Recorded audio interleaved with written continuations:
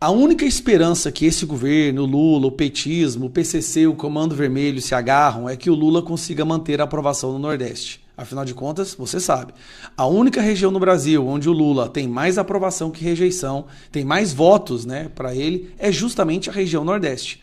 E está começando a se formar no horizonte uma tempestade perfeita. Obviamente, perfeita para nós e péssima para eles.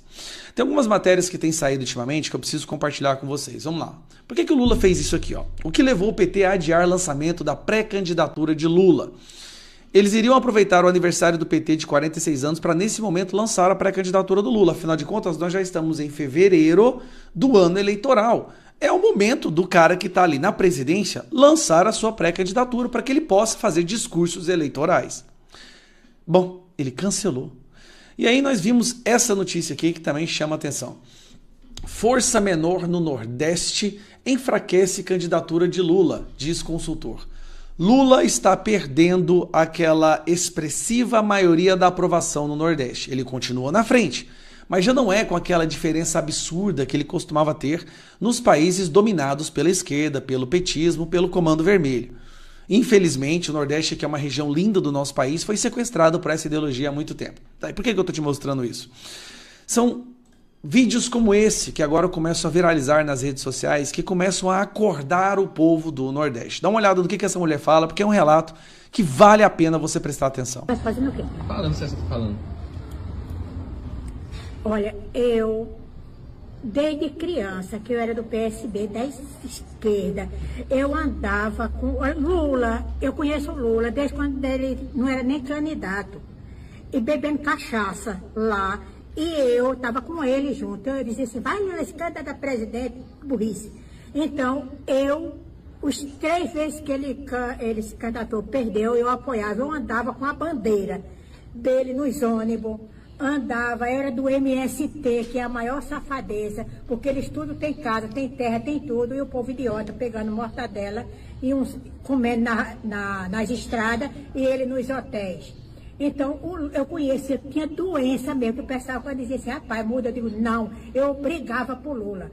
E depois, esse Lula, olha, quem sabe dizer, quem pode falar dele sou eu, porque ele não presta. Ele é mentiroso, ele mente tanto, que o povo acredita na mentira dele. E o rapaz aqui pedia para eu mudar, mas eu não mudava. Eu brigava pelo PT. Aí eu mesmo mudei. Quando o Bolsonaro foi candidato, foi aí que eu mudei. E como eu me arrependo de ter sido dessa bandidagem. Porque isso engana o povo. Bolsa Família não é emprego, mas ele acha que é. Ninguém quer trabalhar mais, porque ganha essa Bolsa Família, vale gás, vale transporte, vale tudo. E ainda tem café, almoço e janta, e pula catraca para não pagar a passagem. E a gente pagando tudo para sustentar ele. E ainda tem petista doente, que ainda defende um bandido desse. Olha, eu fico revoltada. Agora, coitado do Bolsonaro sofrendo as consequências. E eu não quero que Lula morra, não. Eu quero que ele sofra bem muito, para ele saber o que é sofrimento, aquele bandido. E o Alexandre de Moraes é outro. Olha a prova. O Alexandre de Moraes é o pior que todo. E quem fala dele manda... Rapaz, que mulher informada das coisas. Eu vou devolver essa... Aquele bandido. E o Alexandre de Moraes é outro. Olha a prova. O Alexandre de Moraes é o pior que todo. E quem fala dele manda prender. Tá bom dele me mandar prender aqui. Olha aqui, ó, eu com o Eduardo Campos. É meu amigo. Que deve ter sido escondido também por conta do PT. Porque mandaram, porque senão saía de cena, porque senão matava ele. E o avião dele caiu e ele morreu. E hoje os filhos dele apoiam Lula. Eu não consigo entender isso. Eu, sinceramente... Essa mulher, ela representa uma parcela gigantesca de pessoas do Nordeste que estão acordando, graças à internet, a informação começou a chegar a eles sem o viés ideológico da extrema imprensa. Essas pessoas estão acordando, estão vendo a qualidade de vida degringolar, o Brasil virar um ambiente do crime organizado, o Ceará está sendo dominado pelo Comando Vermelho. E o ex-governador do Ceará é ministro da Educação. Assim, é muito bom ver esse despertar. O Brasil acordou, está acordando, agora tem que ficar de pé. Nesse ano de 2026 não basta acordar, tem que levantar da cama, arregaçar as mangas, botar roupa, arregaçar as mangas e ir para a guerra. Nós estamos numa batalha de sobrevivência da nossa nação, não é de escolha política, é plebiscitária. Ou o Brasil continua nesse sentido de cabaré, prostíbulo, comando vermelho, corrupção, ou a gente começa a desenhar um trajeto rumo à prosperidade. Desenhar, porque a gente está num buraco tão fundo que a gente vai ter que primeiro fazer a estratégia de como limpar toda essa lama para começar a sair desse buraco. Então, parabéns a essa senhora aí e a várias outras milhões de pessoas do Nordeste que estão acordando. Sabe o que eu estava pensando? Talvez um dia nós seremos gratos por esse terceiro mandato do Lula. E eu vou te explicar por quê. Não há nada mais eficiente, mais impactante para destruir a reputação da esquerda do que deixar o governo ser de esquerda durante um tempo. O governo está com uma rejeição que ele não consegue abaixar. E olha que ele está fazendo as suas bombas de bondades, né? Agora imposto de renda de 5 mil, quer agora aprovar a mudança do 6x1. Mesmo assim, mesmo com gás, com tudo, ele não consegue reduzir sua rejeição. Isso é algo que os próprios petistas estão admitindo. Nós estamos no ano eleitoral e uma pesquisa mostra o Lula com a rejeição de 57%. Lula está inelegível. Curioso, né? Tornaram inelegível com a canetada do Moraes, mas o Lula ficou inelegível com a opinião pública. A situação está tão alarmante que isso já virou notícia na imprensa tradicional. Mesmo com toda a artilharia, eu estou sentindo uma vibe 2018, sabe? Uma vibe tipo assim, cara, essa vitória é nossa. Nós vamos mudar o sistema. E aí eu vi esse pequeno trecho dessa jornalista aqui falando que até mesmo as pessoas mais próximas do Lula estão admitindo que não conseguem reduzir a rejeição do cara. Teve várias reuniões do PT nessa semana. O que eles dizem? Que enfrentar a rejeição vai ser ali uma tarefa muito difícil.